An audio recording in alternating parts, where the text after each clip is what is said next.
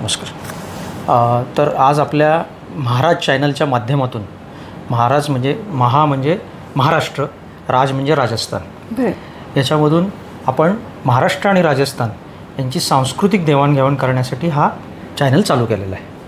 तर आज ज्या वक्त्या आपल्याला लाभलेल्या आहेत त्यांचं नाव आहे विनया खडपेकर.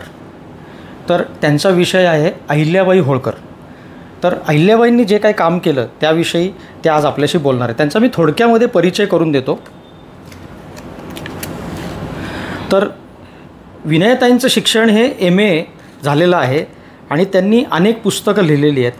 त्याच्यामध्ये भिंती, स्त्री स्वातंत्र्यवादिनी 20व्या शतकातले, परिवर्तन सामाजिक इतिहास, प्रतिसाद, लघुकथासंग्रह, मातृसेवा संघ संस्था परिचय, सूत्रचालक अनुवाद, एक होता बाय अनुवाद, आणि त्या अखिल भारतीय विद्यार्थी परिषदेच्या कार्यकर्त्या होत्या 1966 ते 1972.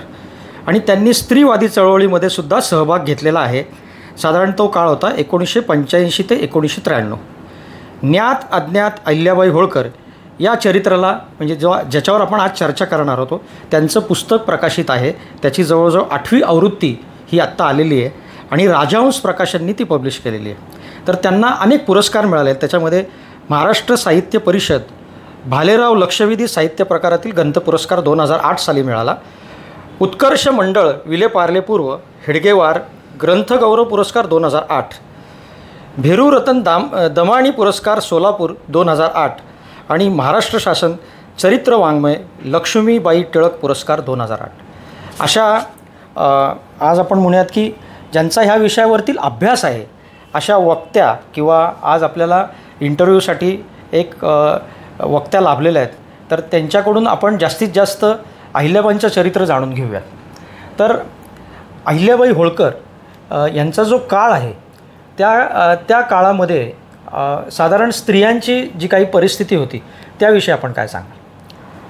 अहिल्याबाई होळकरांचा काळ जो आहे, अहिल्याबाईंचा जन्म 1725 आणि मृत्यू 1795, एकंदर 70 वर्षाचं आयुष्य. आणि हा जो काळ होता त्या काळामध्ये तुरळक स्त्रिया ह्या राजकारणामध्ये येत होत्या. अहिल्याबाईंच्या आधीचं ठळक नाव घेता येईल राजारामाची पत्नी ताराराणी. दुसऱ्या पेशवे घराण्यातल्या काही स्त्रिया होत्या. पण ह्या सगळ्या स्त्रिया ह्या साधारणपणे पती आणि पुत्राला सत्ता मिळवून देण्यासाठी राजकारणामध्ये उतरलेल्या होत्या आणि त्यांनी पराक्रम केले होते, तलवारी गाजवलेल्या होत्या. सर्वसामान्य स्त्रीची स्थिती कशी होती हे इतिहासामध्ये निश्चित असं कळू शकत नाही.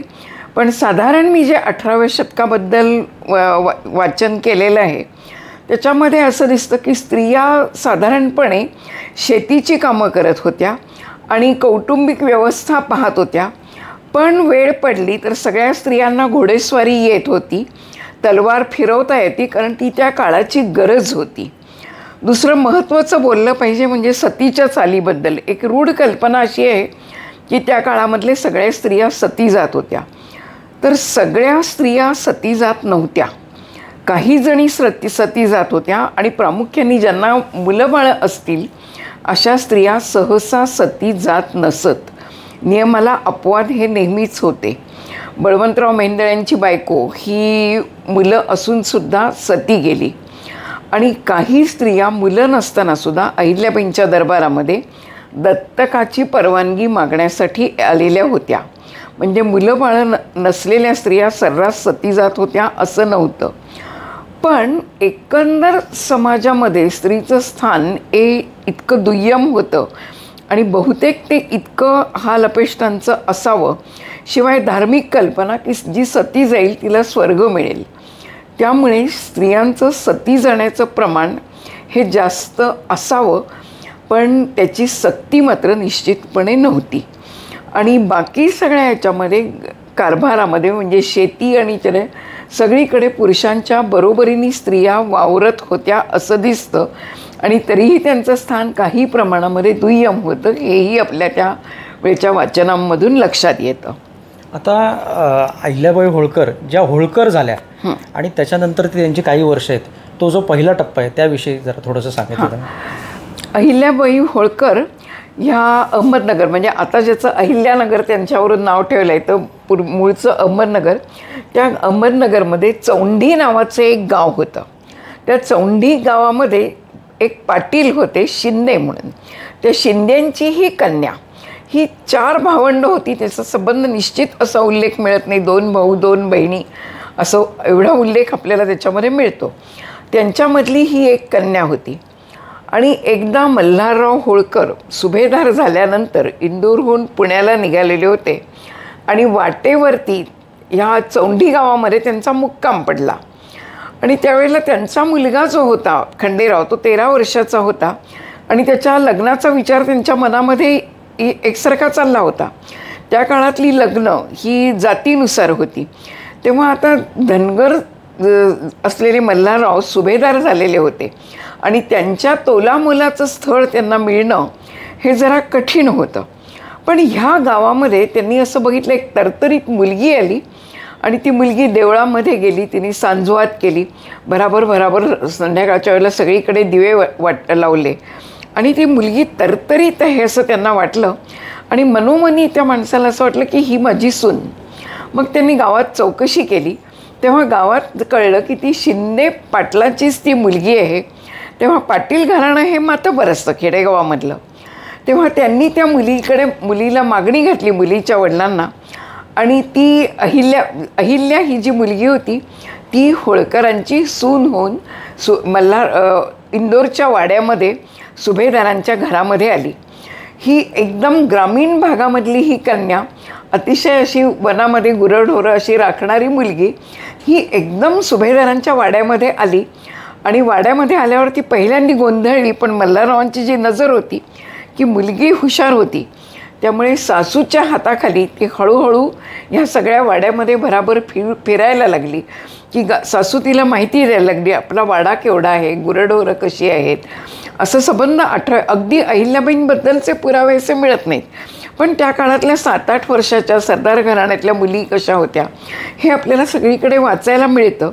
आणि मग संबंध होळकरांचं जे वर्णन आहे की एकसारखे त्या वाड्यामध्ये काहीतरी उत्सव चालायचे. त्या वाड्यामध्ये गौतमाबाई आणि मल्हारराव हे मुख्य असायचे आणि त्यांच्याबरोबर ही छोटी जोडी पुढे असायची. त्याच्यात अहिल्याला कुठेतरी कळायला लागलं की आपण ह्या वाड्यामध्ये महत्त्वाची व्यक्ती आहोत आणि ते तिचं महत्त्वाचं असणं हे गौतमाबाई तिच्यावर मनामध्ये ठसवत होत्या.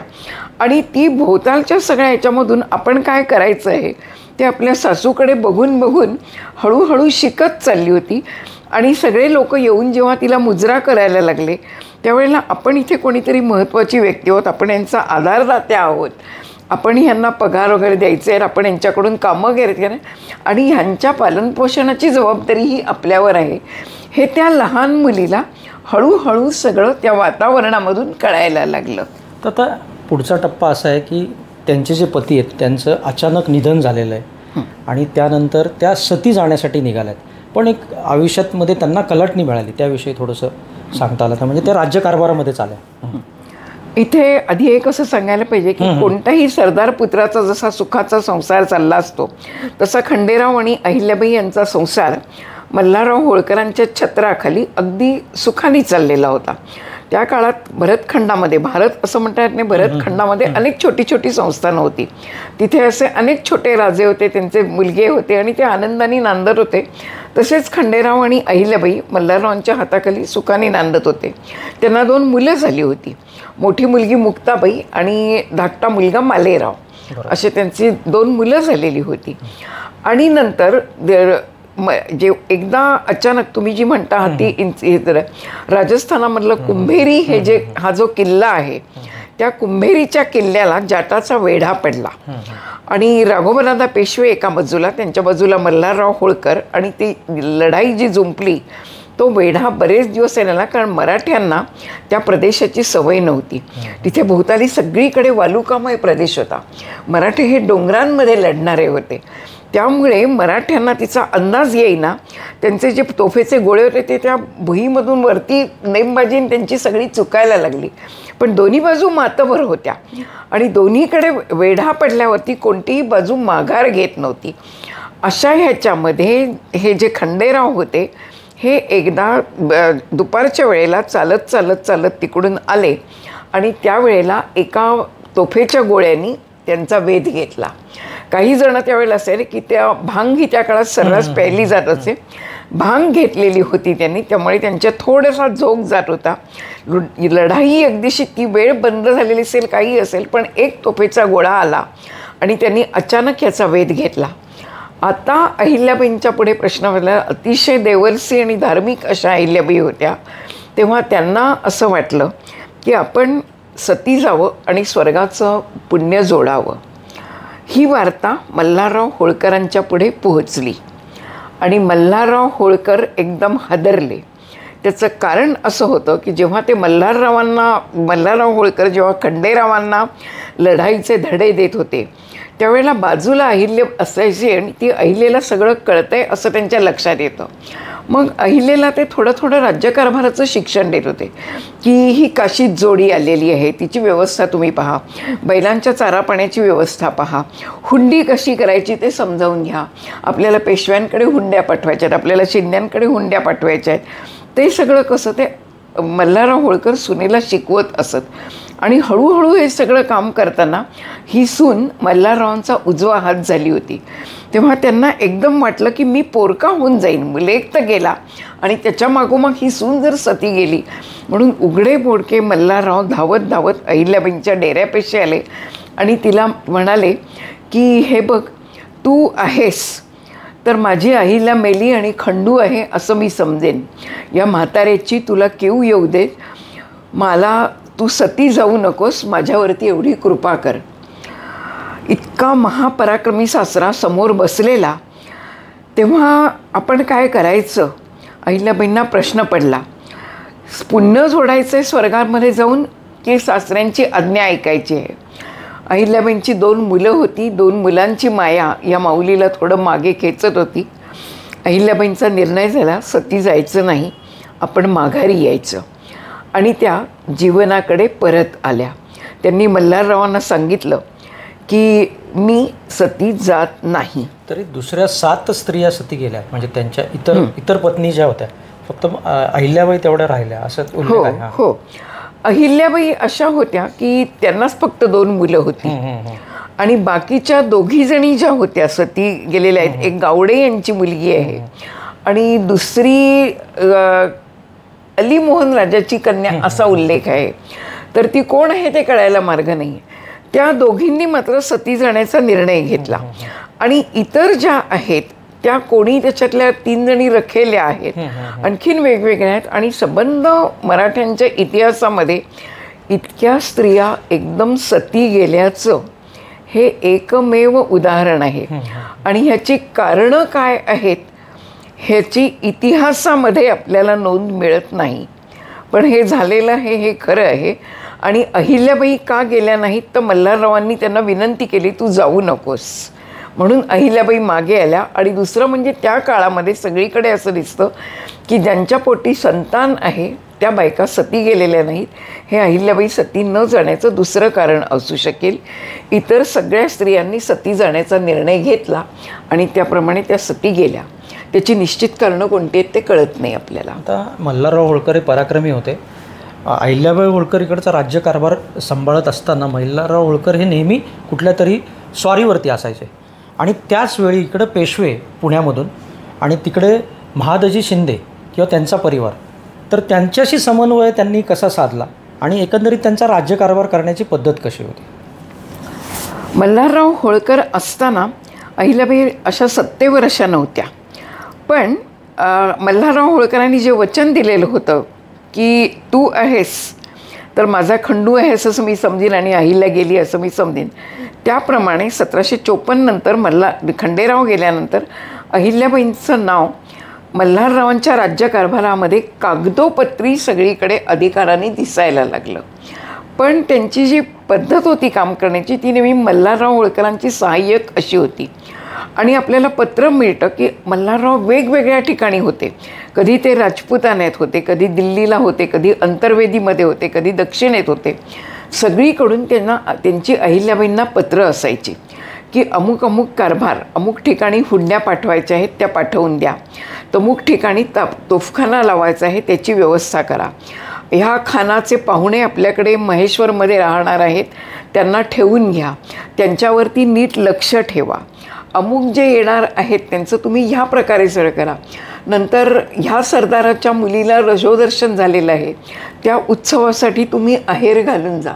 अशा घरगुती सूचना आणि राज्यकारभाराच्या सूचना देणारी पत्र मल्हारराव होळकरांची होळकरशाहीच्या पत्रांमध्ये प्रचंड प्रमाणावर आपल्याला मिळतात. आणि त्याच्यामधून आजच्या अर्थाने असं म्हणता येईल की अहिल्याबाईंचं प्रशिक्षण होत होतं. म्हणजे अहिल्याबाईंचे 3 रोल आपल्याला तिथं बघायला मिळतात, सून आणि सासरे, गुरु आणि शिष्य, नोकर आणि मालक. हो, दोन्ही. हो, नोकर आणि मालक असं नको, स्वामी आणि सेवक. स्वामी आणि सेवक असं हे शब्द सांगितलेला शब्द त्या पाळत होत्या. हा, स्वामी आणि सेवक ती नाती तशी होती. त्या स्वामी आणि सेवक होत्या, गुरु शिष्य होत्या, बापलेक सुद्धा होत्या. जिव्हाळा हे यांच्या मल्हारराव होळकरांच्या मनामध्ये की जेव्हा कुठेतरी त्या चुकतायत, तुम्हाला सांगितलेलं होतं मथुरेला राहू नका आणि तुम्ही राहता आहात कारण कुठेतरी त्या धोक्यात येतील, शत्रूची पाळत त्या ठिकाणी आहे, अशा बातम्या मल्हाररावांपर्यंत पोचत होत्या. यांना देवदर्शनाची घाई, तुम्हाला सांगितलं होतं मुक्का तरी तुम्ही का केलात, असं रागे भरतायत ते, एखाद्या मुलीला रागे भरावं तसं. म्हणून त्या मुलगी आहे ही त्यांची आणि सूनही आहे आणि ती त्यांची विद्यार्थिनी म्हणजे गुरुशिष्यही आहेत ते आणि स्वामी सेवकही आहेत. अशा या सगळ्यामधून अहिल्याबाईंचं राज्यकारभारासाठी तयार होणं आहे. मी पुस्तकामध्ये असे खूप प्रसंग दिलेले आहेत की मल्हारराव होळकरांनी अशा आज्ञा दिल्या, त्याच्यातून अहिल्याबाई हे शिकलेल्या असाव्यात, अहिल्याबाई ते शिकलेल्या असाव्यात. 2 एक मोठा पराक्रम म्हणजे अटकेपारचे झेंडे लावणं. त्यावेळेला मल्हारराव होळकर आणि राघोबादादा बरोबर होते, साधारण 1758-59ची ती घटना आहे. त्या यशाच्या वेळी अहिल्याबाई होत्या आणि नंतर पानिपतचा पराभव 1761, या दोन्ही महत्त्वाच्या घटनांमधून अहिल्याबाई खूप काहीतरी शिकलेल्या असणार. पण त्यावेळेला अहिल्याबाईंकडे बखरकारांचं कुठेही लक्ष गेलं नाही, त्यामुळे आपल्याला नोंदी मिळत नाही की अहिल्याबाई काय शिकल्या. पण पुढचं अहिल्याबाईंचं जे कर्तृत्व आहे, विशेषतः त्यांनी कुठेही लढाईला पैसा दिलेला नाही. तर मला असं वाटतं की हे यश, अटकेपारचं यश आणि पानिपतचं अपयश, दोन्ही वेळेला पेशवाईला आणि होळकरांच्या राज्याला प्रचंड कर्ज झालेलं होतं. तेव्हा युद्ध हे जय हो किंवा पराजय हो हे फायदेशीर नसतं. हे कर्ज हे कुठेतरी अहिल्याबाई शिकलेल्या असाव्यात. त्यामुळे त्यांनी पुढे त्यांच्या खजिन्यातला जो पैसा आहे तो कधीही कोणालाही लढाईसाठी दिलेला नाही आहे. तो नेहमी मी जनकल्याणासाठी वापरणार आणि लढाईसाठी जो पैसा हवा आहे तो पैसा तुम्हाला जेव्हा तुम्ही लढाया कराल तेव्हा त्या ठिकाणची लूट करून पैसा मिळवला पाहिजे, अशी त्यांची भूमिका होती. त्या सांगत असत, आमचे सासरे मल्हारराव होळकर लूट करून जो पैसा आला तेवढाच ते लढाईसाठी वापरायचे. खजिन्याचा महसुलातून गोळा केलेला पैसा हा लढाईसाठी अहिल्याबाईंनी कधीही दिला नाही. तो महादजी शिंद्यांनी मागितला, नानासाहेब फडणीसांनी मागितला, पण दोघांनाही त्यांनी तो पैसा दिलेला नाही. तुकोजी होळकर जे त्यांचे सहाय्यक होते त्यांच्याकडेही मागितला. त्यांनी वारंवार सांगितलं, तुम्ही बाहेर पराक्रम करा, लूट आणा, तो पैसा लढाईसाठी वापरा. होळकरांच्या खजिन्यातला पैसा हा मुलाबाळांच्या दुधासाठी आणि जनकार्यासाठी, त्याच्यातून त्यांनी देवळं बांधली. देवळाच्या जागी लगेच अन्नछत्र उभी केले. तुम्हाला तसे उल्लेख मिळतील. कुणीतरी भटजी आलेले आहेत की आम्ही या ठिकाणी विहीर खोदली आहे, देऊळ बांधतो आहे, तिथे कथा कीर्तन करणार आहोत. तिथे लगेच त्यांचं की तिथे अन्नछत्र सुरू करा, म्हणजे जी माणसं तिथे येतात त्यांच्या अन्नपाण्याची व्यवस्था झाली पाहिजे. तर हे जे गुरुजन आहेत ते व्यवस्थित कीर्तन करतील देवाची. आणि अशी एक भूमिका असावी की जिथे देवाचा वास आहे तिथे चोरवीर येणार नाहीत, तिथे गुन्हेगारीचं प्रमाण कमी राहील, अशी एकंदर अहिल्याबाईंची धारणा होती असं आपल्याला त्याच्यामधून दिसतं. आणि त्याच्यासाठी होळकरांचा खजिन्यातला पैसा त्यांनी भरपूर दिलेला आहे. रस्ते बांधलेत, रस्त्यावर झाडी गेलेत, तळी खोदलेली आहेत. जांभेचा तलाव कसा खोदला याचं सबंध वर्णन त्याच्यामध्ये येतं की जांभेच्या तलावाचं काम किती दिवस चाललं होतं, तिथे भोवताली मग कसं कधी कधी अहिल्याबाई तिथे मुक्कामाला कशा जात असत याची सबंध वर्णन आपल्याला होळकरशाहीच्या पत्रात मिळतात. आणि पेशव्यांचा जो वकील बसलेला होता महेश्वरच्या दरबारात, तो महेश्वरच्या दरबारातून आणखीन अहिल्याबाईंचं वागणं कसं कसं आहे ते तो कळवतो त्या ठिकाणी. आणि काय काय त्यांना पेशव्यांच्या वकिलाला पटत नव्हतं ते सुद्धा तो कळवतो त्या ठिकाणी. आणि त्या सगळ्यातून आपल्याला अहिल्याबाईंचं व्यक्तिमत्व उलगडत जातं की त्या धर्मभोळ्या होत्या तरी त्या अशा भोळ्या भाबड्या नव्हत्या. वेळप्रसंगी अत्यंत कडक धोरणं त्या स्वीकारत होत्या. म्हणजे एक भारतीय स्त्रीचं दर्शन आपल्याला त्यांच्यामधनं घडतं. आणि आपल्याला जर त्यांचा आयुष्यातला मध्यकाळ जो आहे त्यावेळी एकीकडं घरातला कलह म्हणजे तुकोजी त्यांना त्रास देत होते आणि ते राघोबादादा वगैरे त्यांच्या संपर्कात होते, राघोबादादा इंग्रजांच्या संपर्कात होते. आणि इकडे जर बघितलं आपण तर त्यांच्या मुलगी सती होण्याच्या मार्गावरती होती. तर ते सगळा तो प्रसंग एक महत्त्वाचा की मुलगी सती का गेली किंवा तो सगळा मुलगी सती जाण्याचा काळ हा खूप पुढचा आहे. आधी तुम्हाला मी एक राघोबादादांचं आक्रमण हे सगळीकडे म्हणजे अनेक आख्यायिकांमधून पोहोचलेलं आहे.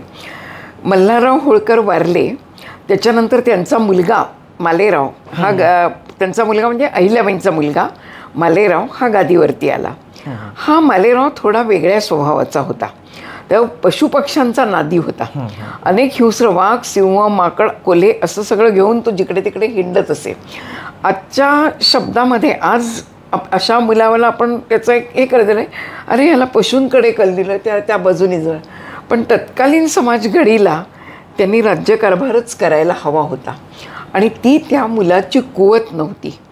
आणि त्या मुलाचा कुठेतरी अहिल्याबाई अत्यंत धर्मशील होत्या पण ह्या मुलांचा ब्राह्मण वर्गावरती भिक्षुक वर्गावरती राग दिसतो.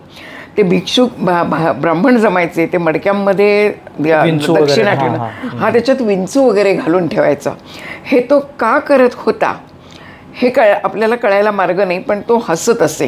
कारण अहिल्याबाईंना ह्या गोष्टींचं अत्यंत दुःख व्हायचं की ज्यांना आपण दरबारामध्ये बोलावतो, सन्मान करतो, दक्षिणा देतो त्यांच्याशीच आपला मुलगा असा का वागतो. पण त्याला त्या समजावू शकल्या नाहीत अनेक प्रकारे जे रगल्या. याचा मी चरित्रकार म्हणून एक असं हे लावलं की पूर्वी रामदासांच्या काळामध्ये सुद्धा रामदासांनी म्हणे की काही ब्राह्मण लबाड असतात, पोटार्थी असतात आणि काही ब्राह्मण सच्चे असतात. तीच परिस्थिती पुढच्या म्हणजे 200 वर्षांनी अहिल्याबाईंच्या काळामध्ये असू शकेल. या मुलाला काहीतरी तो हेरत असेल की काही ब्राह्मण स्वार्थी आहेत आणि त्याचा राग कळतो सगळ्यांवरच काढत असेल अशी शक्यता खूप आहे. त्याच्यामध्ये हे मी केलेलं त्याचा अन्वयार्थ हा मी लावलेला आहे त्याच्या वागण्याचा. पण अशा काही कारणांमुळे तो एकंदर त्याचे आवेग जबरदस्त असायचे. त्याच्या विचारांमध्ये संतुलन नव्हतं.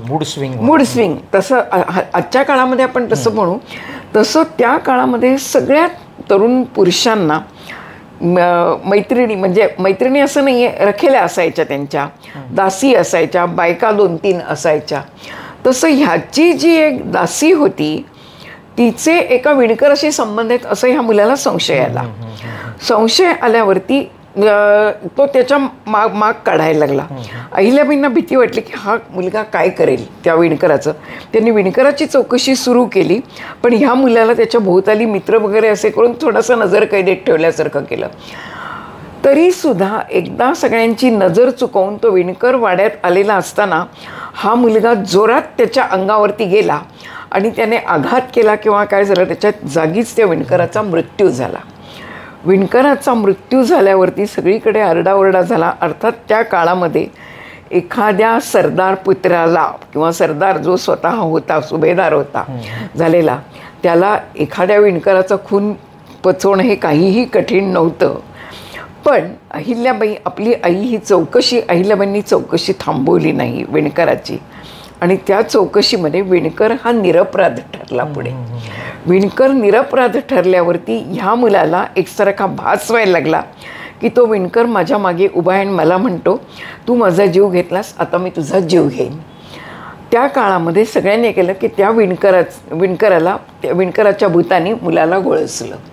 अहिल्याबाईंना स्वतःलाही तसंच वाटलं की मग त्या प्रार्थना केल्या की त्या भूताचं मी मंदिर बांधून काही कर, पण माझ्या मुलाला ह्याच्यातून सोडव. पण त्या मुलाची त्याच्यातून सुटका झाली नाही. त्या भासामध्ये तो मुलगा मरण पावला. आज आपण अगदी सायकोलॉजिकली हे झालं की तो त्याच्यामध्ये कुठेतरी ती एक, मला असंही वाटतं की अहिल्याबाईंमध्ये जो एक सात्विकपणा होता, ह्या मुलाला कुठेतरी वाईट वाटलं असेल, निरपराध माणसाला आपण असं त्याला वाटलं असेल, तो त्याला टोचला असेल, काहीही झालं असेल, तर तो स्वतःची शिकार झाला त्या ठिकाणी आणि त्याला ते भास व्हायला लागले आणि त्याच्या अपराधाचा गंड काही येऊन तेव्हा बाकी काही उपचार नव्हतेच. त्या सगळ्या ह्याच्यामध्ये त्या मुलाचा मृत्यू झाला आणि होळकरांचं राज्य निर्वारस झालं. आता हे निर्वारस झाल्यावरती पुढे काय? राजकारण सगळ्याच काळामध्ये सगळीजणं खेळत असतात. तर यांचे जे कारभारी होते गंगोबा तात्या, ह्यांना वाटायला लागलं की राघोबादादा पेशव्यांना लागू होते, तेव्हा आपण आपल्या मनाप्रमाणे अहिल्याबाईंना दत्तक घ्यायला लावायचा, पेशव्यांच्या मनाप्रमाणे. आणि मग इतकी होळकरांची संपत्ती जी आहे ती पेशव्यांच्याच ताब्यामध्ये, म्हणजे राघोबादादांच्या. कारण तिकडे पुन्हा असं होतं, राघोबादादा आणि थोरले माधवराव यांच्यामधून विस्तव जात नव्हता. त्या दोघांमध्ये संबंध चांगले राहिलेले नव्हते. आनंदीबाई महत्त्वाकांक्षी होत्या, त्यांना संबंध ही गादी त्या घराण्याकडे असणं हे त्यांना मान्य नव्हतं. आणि असे कलं हे सुद्धा ऐकून वगैरे सगळ्यांना जरी माहिती होतं तरी पेशवे म्हणून थोरले माधवराव आसनस्थ होते आणि राघोबादादा वेगवेगळ्या प्रयत्नांमध्ये होते असं सगळीकडे ऐकू येत होतं त्यावेळेला. तर ते राघोबादादा आता त्यांच्या हातामध्ये काय होतं, हां होळकरांची संपत्ती आपल्याकडे हे करून घेऊ शकू. अहिल्याबाईंना मी जे म्हटलं त्या भोळ्या भाबड्या नव्हत्या, त्या सावध होत्या. काय होऊ शकतं ह्याची त्यांना जाणीव होती. त्यांचे हेरही सगळीकडे पेरले होते. त्यांनाही तो वास लागला असं काहीतरी घडू शकणार आहे. आणि जेव्हा गंगोबा तात्या येऊन उभे राहिले की राघोबादादा पेशवे येत आहेत तुमच्या ह्याच्यावर, तेव्हा त्यांनी सांगितलं दत्तक जर घ्यायचाच असेल तर तो आमचा अधिकार आहे, आम्ही काय तो निर्णय घेऊ. तो ती गर्जना ऐकल्याबरोबर ते चपापले आणि राघोबादादांनी याच्या पेशव्यांनी सुद्धा काहीही बोलण्याचं कारण नाही. म्हणजे त्याला डिप्लोमॅसी म्हणतात. हो, की एकीकडे ते आक्रमण करायला आले होते पण त्यांना ते दिसलं, त्यांचा आवेश दिसला आणि ते म्हणले की दुःखाचं सांत्वन करायला नाही. ती घटना पुढची आहे, ती घटना पुढची आहे. उज्जैनमध्ये जे इथे काय झालेलं होतं की आता राघोबादादा आलेच नव्हते, राघोबा कारभारी म्हणून गंगोबा तात्या आधी आलेले होते. अहिल्याबाईंनी गंगोबा तात्यांना सटकावलं होतं. राघोबादादा येऊन उज्जैनला बसले होते शिंद्यांच्याकडे. अहिल्याबाईंनी सगळ्या मराठा सरदारांना, शिंदे, दाभाडे, भोसले सगळ्यांना पत्र लिहिली, आज जी वेळ माझ्यावर आली आहे ती उद्या तुमच्यावर येऊ शकते, तेव्हा आपण सगळ्यांनी एक झालं पाहिजे. आणि दुसरं त्यांनी थोरले माधवराव पेशव्यांकडे पत्र लिहिलं की जो एक गेला त्याची मी पत्नी आहे आणि दुसऱ्याची मी आई आहे, तेव्हा कारभार करण्याचा अधिकार आम्हाला आहे. थोरल्या माधवरावांच्या मनामध्ये अहिल्याबाईंबद्दल अत्यंतिक आदर होता. तसे प्रसंग आधी घडून गेलेले आहेत आणि अहिल्याबाईंना त्याची पूर्ण कल्पना होती. त्यामुळे थोरल्या माधवरावांकडून ताबडतोब पत्र लिहिलं गेलं आणि म्हणजे ते येणार ही अहिल्याबाईंना खात्रीच होती. तर पत्र तिकडे टाकलं आणि अहिल्याबाई यांना राघोबादादांना भेटण्यासाठी हत्तीवरून इंदूरहून उज्जैनला निघाल्या. त्यावेळेला त्यांनी युद्धाचं प्रतीक म्हणून हौद्यावरती त्यांच्या हत्तीच्या 4 बाण लावून ठेवले होते की मी लढायला सिद्ध आहे. आणि ह्या ज्या सगळ्या त्याच्यावरून कथा रचल्या जातात, त्यांनी स्त्री सैन्य वगैरे तसं काही उभं केलेलं नव्हते त्यांनी, कारण याबद्दल जॉन माल्कम किंवा होळकरच्या हे सगळ्यांनी लिहिलं की ती त्यावेळेलाही अशी अफवा उठली होती की त्यांनी राघोबादादांना पत्र लिहिलेलं होतं की मी अशी तुम्ही इकडे यायला मी निघालेली आहे आणि आपण कृपा करून व्यवस्थित वागावं, आपण लढाईची काही भलती वेळ माझ्यावरती आणू नये, अशा प्रकारचं ते पत्र होतं. आणि त्या निघाल्या. वाटेवरती राघोबादादांचे हेर पेरले होते आणि अहिल्याबाईंच्याबद्दल सगळी जनता त्यांना इतकी मानत होती की त्यांचं जे जागोजागी स्वागत होतं उज्जैनीला येईपर्यंत त्याच्यात राघोबांना समजले की इथे पेशवेसुद्धा काहीही करू शकत नाहीत, जरी त्यांचा अधिकार होळकर शिंद्यांपेक्षा मोठा असला तरी.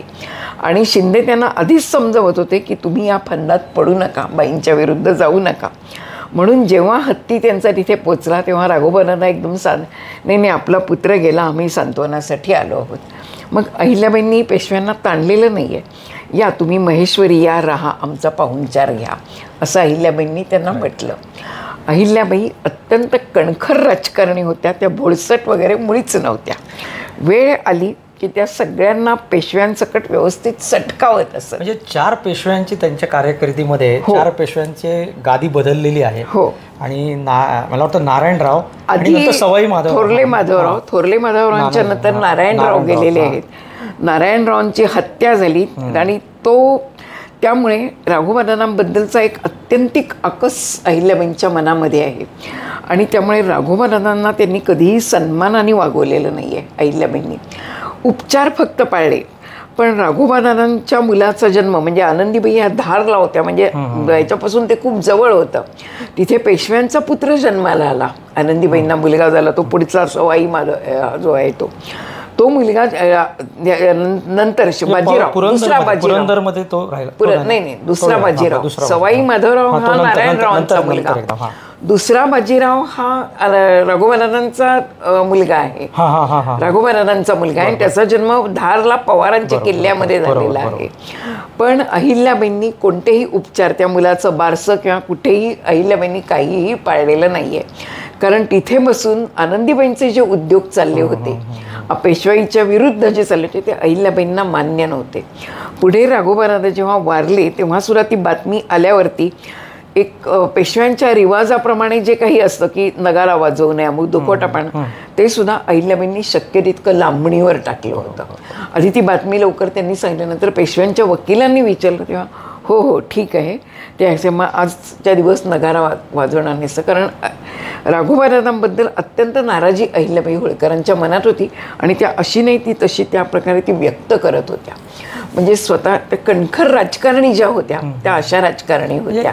एकीकडे माधवराव सिंधिया बरं का, 2 टप्पे त्यांच्यामध्ये दिसतात त्यांच्या रिलेशन्समध्ये. म्हणजे माधवराव सिंधिया हे मुक्तियार, म्हणजे दिल्लीचे मुक्तियार, दिल्लीची सर्वात मोठी गादी ही माधवराव सिंधियांकडे आली. तोही नाही दिल्लीची गादी ही बादशहाकडे होती. म्हणजे त्यांच्याकडे त्याचं ते मूळ पेशव्यांच्या वतीने पेशव्यांच्या वतीने ते असं नसतं. वरती तांत्रिक दृष्टी नेहमी बादशाही होते, बादशाह होते, त्याच्या खाली पेशवे. पण पेशव्यांचे हे 2 जे सुभेदार होते, महादजी शिंदे आणि होळकर, त्याच्यामध्ये नंतर महादजी शिंदे मातब्बर झाले आणि पेशव्यांच्या वतीने बरेच कारभार महादजी शिंदेवर. कारण उत्तरेतला सगळा जो मुलूक होता मराठ्यांचा होता, पण तिथे सगळीकडे सर्वेसर्वा महादजी शिंदे झालेले होते. लोकांना पेशव्यांना नाना फडणीस तिथपर्यंत फारसे पोचूच शकत नव्हते. महादजी शिंदे सगळे त्या मुलुखाला सरावलेले होते. राजस्थानपासून सगळीकडे महादजी शिंदे जास्ती पेशव्यांचे प्रतिनिधी म्हणूनच ते काम बघत होते. पण लोक प्रत्यक्ष ओळखत कोणाला होते? महादजी शिंद्यांना होते. तिथले राज्यकर्ते ओळखत कोणाला होते? महादजी शिंद्यांना आणि अहिल्याबाई होळकरांना. पण अहिल्याबाई होळकर ह्या बाई माणूस होत्या, हातात तलवार घेणाऱ्या नव्हत्या. म्हणून महादजी शिंदे आणि यांच्या बाजूनी होळकरांचा फौजी कारभार जो होता तो तुकोजी होळकरांकडे होता. पण तुकोजी होळकर हे महादजी शिंदेइतके मातब्बर नव्हते. आणि तुकोजी होळकर लढाईत पराक्रम करून पैसा पुरेसा आणत नव्हते आणि अहिल्याबाईंकडे एकसारखा पैसा मागत होते. म्हणून त्या दोघांमध्ये काही काळातच एकसारखी अटीतटी आणि संघर्ष सुरू होता. त्या दृष्टीने भोवतालचे लोक हे मधून त्याचा फायदा उठवायला बघायचे. अहिल्याबाई त्याची हे करत असत की वरवर दाखवत नसत संघर्ष. पण हळूहळू हे संघर्ष लोकांना कळायला लागल्यावरती थोडी होळकरशाहीचं थोडं तिथे काहीतरी त्याच्यामध्ये आपण म्हणतो, पण वेगवेगळे प्रवाह रेटे निर्माण होत होते आतमध्ये. आणि ते सावरताना म्हणजे हा अंतर्गत संघर्ष अहिल्याबाई होळकरांना एकसारखा पेलायला लागला. हा अंतर्गत संघर्ष, बाहेरून इतरांचा संघर्ष आणि हा आतला संघर्ष आणि राज्यकारभार, मुलकी कारभार, हा संबंध अहिल्याबाईंच्या, ज्याला आज आपण ॲडमिनिस्ट्रेशन म्हणतो, तो संबंध अहिल्याबाईंच्या हातामध्ये होता. तर आता आपण खरं म्हणजे एका भागामध्ये हे होण्यासारखं चरित्र नाही, फार मोठं आहे. तर आपण समारोपाकडे जाऊयात. 1-2 प्रश्न फक्त तेवढं विचारतो की एकतर म्हणजे पेशवे सवाई माधवराव हे फक्त 1.5 महिन्याचे काहीतरी होते तेव्हाचा काळ, आणि इकडे आपण बघतोय की त्यांची मुलगी सती गेलेली आहे. 2 प्रसंग जर तुम्हाला सांगता आले तर म्हणजे त्यातून आपल्याला कळेल की त्यावेळी त्यांचे पेशव्यांशी जे संबंध होते ते त्यांनी कसे ठेवलेले होते, आणि दुसरं त्यांची मुलगी गेल्यानंतर त्यांनी स्वतःला परत कसं सावरलं. अहिल्याबाई पेशव्यांशी नेहमी एकनिष्ठ होत्या, त्या आसनाशी. त्यामुळे त्या नाना फडणवीसांवरती त्यांना सरळ पत्र लिहून त्यांची नाराजी कळवायच्या. पण इकडे तिकडे कोणाकडे तरी बोलून किंवा नाना फडणवीसांच्या विरुद्ध कारवाई करणं असं अहिल्याबाईंनी कधीही केलेलं नाही आहे. वेळप्रसंगी कधीकधी महादजी शिंद्यांनी अडवणूक केली आहे पेशव्यांच्या आसनाची, की आम्ही हे काम करतो, तुम्ही आम्हाला हा किल्ला द्या. त्या प्रकारे अहिल्याबाई कधीही वागलेल्या नाही आहेत पेशव्यांच्या आसनाशी. पण नाना फडणवीस हे नेहमी तुकोजी होळकरांवरती जास्ती मर्जी दाखवतात आणि आम्हाला काहीतरी पाहिजे तेवढी मदत करत नाहीत, हे कुठेतरी अहिल्याबाईंच्या मनात होतं आणि ते त्यांना वारंवार बोलून दाखवायच्या. आणि नाना फडणवीसांना असं वाटायचं ही बाई माणूस आहे, हिला लढाईला काय लागतं हे हिला कळत नाही, तेव्हा हिने आम्हाला पैसा द्यावा. तिथे त्यांची अटीतटी एकसारखी होती. पण ते दोघं तसे एकमेकांच्या त्याला कधी गेलेले नाही आहेत.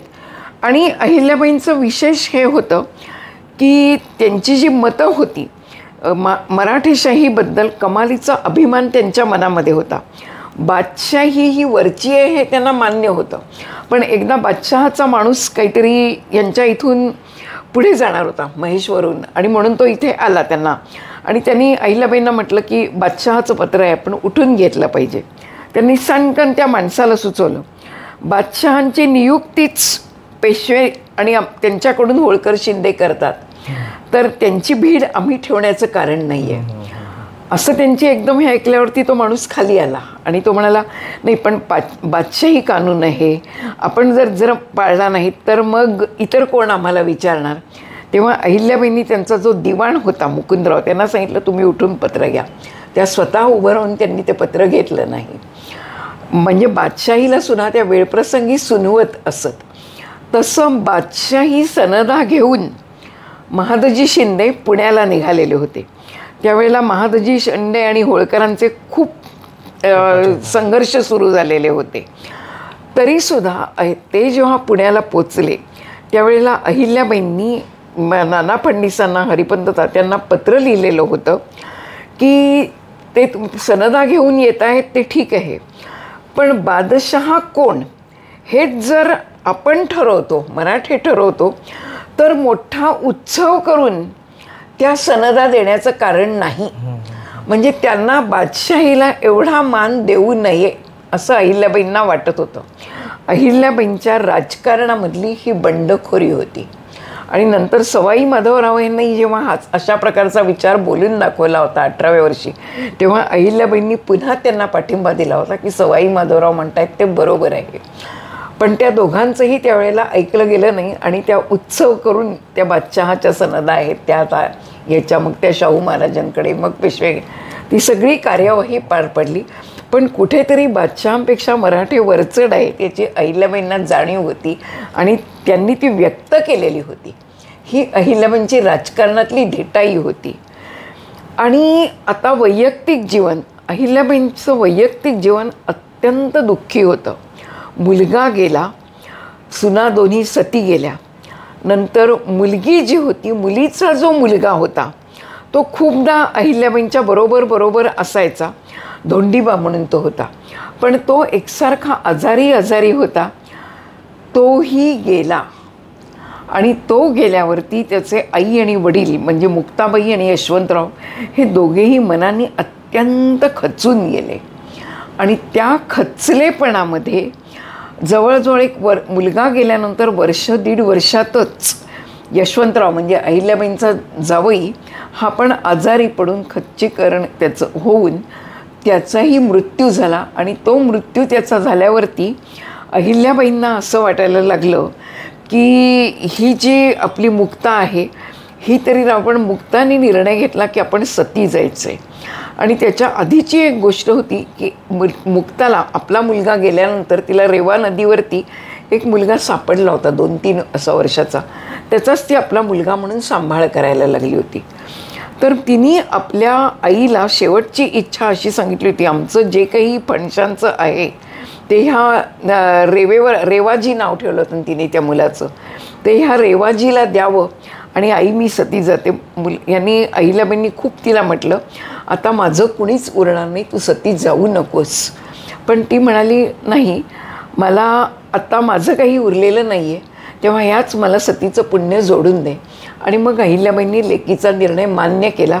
त्या सतीच्या मिरवणूक ह्याच्यामध्ये अहिल्याबाई गेल्या आणि जॉन माल्कमनी सबंध त्या प्रसंगाचं वर्णन करून ठेवलेलं आहे की मुक्ताबाई सती कशी गेली, अहिल्याबाई उभ्या होत्या, यांच्या हातून बरं काही होऊ नये म्हणून 2 ब्राह्मणांनी अहिल्याबाईंना घट्ट धरून ठेवलेलं होतं आणि तिची मुक्ताची चिता धडाडली. अहिल्याबाई इकडे इकडे असे मानेला हिसडे देत होत्या आणि त्याच्यातून त्या ज्या भयंकर दुःखी झाल्या, त्याच्यात त्यांनी पुण्याला पत्र लिहिलं की आम्ही आता सगळा कारभार इथेच सोडून आम्ही काशीला जातो, तुकोजी होळकर राजस्थानात आहेत, त्यांना इथे बोलावून घेते आणि मला ह्याच्यापुढे राज्यकारभारामध्ये पडायचं नाही.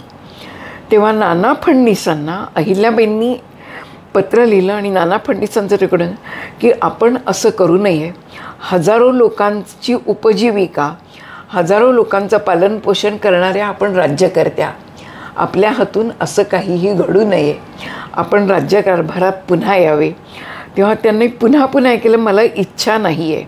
पण मग कोणते तरी विद्यारण्य स्वामी, आता माझं नाव एक्झॅक्ट लक्षात नाही, ते त्या ठिकाणी आले. सगळ्यांनीच हे केलं की बाहेर लोक उभे आहेत तुमच्यासाठी, त्या सगळ्यांचं अन्न घेणं सगळं तुमच्यावरती अवलंबून आहेत, त्यांचे जीव सगळ्यांचे. मग अहिल्याबाईंनी त्या स्वामींना वंदन केलं आणि त्या पुन्हा राज्यकारभारामध्ये आल्या आणि त्यांना ते पटलं. पण मधून एकसारखं त्यांना असं वाटायचं बस आता पुरे, आता आपण सगळं आवरावं आणि काशी यात्रेला निघून जावं. आता आपण शेवटचा प्रश्न जो आहे की अहिल्याबाईंचा जो काही लोकांना माहिती असलेला पैलू आहे ते म्हणजे 4 धाम आणि 12 ज्योतिर्लिंग आणि त्यांनी बांधलेले घाट, जसे मणिकर्णिका घाट आहे किंवा काशी विश्वेश्वराचं मंदिर आहे किंवा सोमनाथ जे काही आपलं महत्त्वाचं मंदिर आहे, तर ते बांधण्यामागे त्यांची काय दूरदृष्टी होती आणि त्या एवढ्या भारतभर तो कारभार म्हणजे मंदिर बांधण्याचा किंवा घाट बांधण्याचा कारभार कसा बघत होत्या किंवा त्यांचं काय टीमवर्क कसं होतं? मला असं दिसतं की त्यांच्या कारभारामध्ये ना की इथे अमुक एक गयेला मंदिर बांधते त्याचे खूप उल्लेख आहेत की आधी त्यांनी मूर्तीचा नकाशा बांधून घेतला, मग कोण माणसं गोळा करतात, इतकं संबंध त्यांनी जे केलं. त्यांचं हिंडणं जे होतं ना ते महेश्वर आणि आसपासच्या परिसरात होतं, फारशा लांब त्या जात नसत तिथून कुठेही. पण त्या अतिशय योग्य माणसं निवडत असत आणि वेळोवेळी त्या माणसांना त्यांच्या समाधान होईल असा आर्थिक मोबदला मिळत असे. आणि त्यांची संबंध व्यवस्था पाहण्यासाठी त्यांची जी पत्र असायची की ते इथे येत आहेत तेव्हा अमुक मामलेदारांनी त्यांची व्यवस्था बघावी, त्यांच्या बैलांना चारा पाण्याची व्यवस्था बघावी, इतक्या बारीक सूचना आहेत त्याच्यामध्ये. त्यामुळे ती सगळी माणसं संतुष्ट राहत होती, समाधानाने राहत होती. आणि ही स्थिती त्या एकंदर भोवतालच्या काळामध्ये फारशी नसावी असं लोकांच्या याच्या आपल्याला लक्षात येतं की इकडून नाना फडणीस की या माणसाला काम द्या, महेश्वरामध्ये त्याला काहीतरी उद्योग करून द्या, व्यापारी तिथून येता जाता सगळ्यांच्या व्यवस्था अशा तिथे होत आहेत, सगळ्यांना खायला प्यायला चांगलं मिळतं आहे, सगळ्यांची बडदास्त ठेवली जाते, काम हवं त्यांना त्यांच्याकडून कामं करून घ्यायची, त्यांना मोबदला द्यायचा. ही त्यांची जी आजच्या शब्दात ॲडमिनिस्ट्रेशन व्यवस्थापन हे उत्तम होतं. त्या जोरावर माणसं जोडली जात होती आणि ती माणसं अत्यंत इमानाने त्यांच्याशी वागत होती. हे त्यांचं मुख्य तत्त्व होतं की जनकल्याणाची त्यांची बांधिलकी कधीही सुटलेली नाही आहे. अगदी शेवटपर्यंत त्यांना जाणीव झालेली होती ब्रिटिश सगळीकडे शिरतायत. आणि मला तर असं वाटतं की या राजकारणी बाईला हे कळत होतं की मराठेशाही आपली बुडते, अशा वेळेला आपला स्वसमाज जो आहे तो बांधून ठेवण्याचा मार्ग कोणता, तर ही माणसं सगळी एकत्र येण्यासाठी रस्ते चांगले झाले पाहिजेत, नदीवरती घाट बांधले गेले पाहिजेत आणि जनजीवन सुखी कसं होईल इकडे त्यांचं लक्ष असायचं. ती केदारनाथ, बद्रीनारायण यांच्या हिमालयामध्ये जी कुंड आहेत ना, ती कुंड उष्ण पाण्याची आहेत भोवताली सगळे. हे शोध कसे काही ह्या बाईंनी त्या काळात लावले. जॉन माल्कम ह्या ब्रिटिश माणसाने लिहून ठेवलेलं आहे. मी त्या हिमालयात गेलो आणि तिथे ती कुंड बघितल्यावर मला असं झालं की ह्या बाईला मनापासून शतशः धन्यवाद. ह्या बाईला कसं कळलं आणि हिने इथे ही उष्ण पाण्याची कुंड कशी काय निर्माण केली. त्या उष्ण पाण्याच्या कुंड्यांवरती आजसुद्धा माणसं यात्रेकरू जातात तेव्हा तिथे आंघोळ करतात. भोवताली सबंध बर्फमय हिमालय, थंडी कडाडते आणि तिथे गंधकाचा वास येतो. ती पाण्याची मात्र थंडी आहे. याचा अर्थ त्यांना विज्ञानाची ती नेमकी माणसं त्या शोधत होत्या, ती तिथे बरोबर नेऊन बसवत होत्या. त्यांच्या कामाची कदर होत होती अहिल्याबाईंच्याकडून, म्हणून माणसं त्यांच्याकडून कामं करत होती. कारण त्या माणसाने इतरांसाठी का कामं नाही केली हा प्रश्न निर्माण होतो. सगळेजण अहिल्याबाईंनाच काम आणलेले होते. राजस्थान तुम्ही म्हणता तर राजस्थानाच्या लोकांनी कळवलेलं आहे, कोणी कोणी त्यांना की आता काय आहे तिकडे सगळे अंधाधुंदी माजले, तुम्ही आम्हाला सामील व्हा.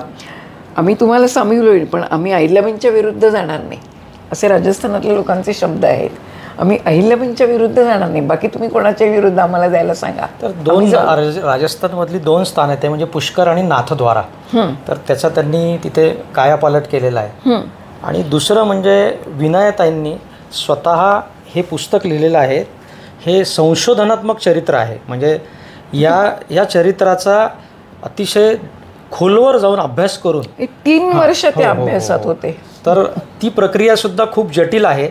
त्यांनी त्या प्रस्तावनेवर लिहिलेलं आहे. आणि आपला जो काही आपली मुलाखत जी आपण घेतली आहे, तर लोकांनी मुळामध्ये जाऊन ते पुस्तक वाचावं यासाठी देखील आहे की त्यांनी अशा अहिल्याबाई होळकर ज्ञात आणि अज्ञात ह्या समजून घ्याव्यात. आणि आज आपल्याला ज्या वक्त्या लाभल्या त्या चरित्राचं अतिशय जाणीवपूर्वक आणि सूक्ष्मतम असं त्यांनी चरित्र लिहिलेलं आहे. तर मी आज या विनायताईंच्या वतीनं आणि राजहंस प्रकाशनच्या वतीने सुद्धा सांगू इच्छितो की आपण हे पुस्तक जरूर वाचावं. आणि आज आपण जी संधी मला दिली अहिल्याबाईंबद्दल प्रश्न विचारण्याची आणि त्यांचं चरित्र जाणून घेण्याची, त्याबद्दल मी आपले खूप खूप आभार मानतो. धन्यवाद. अहिल्याबाई होळकर सगळीकडे पोचवण्याचं जे काम आहे ते तुम्ही घेतलं आहेत आणि एक त्या दृष्टीने तुम्ही तुमच्या वाहिनीवरती एक वाट शोधलीत लोकांपर्यंत पोहोचण्यासाठी. याचा मला सुद्धा खूप आनंद आहे. धन्यवाद.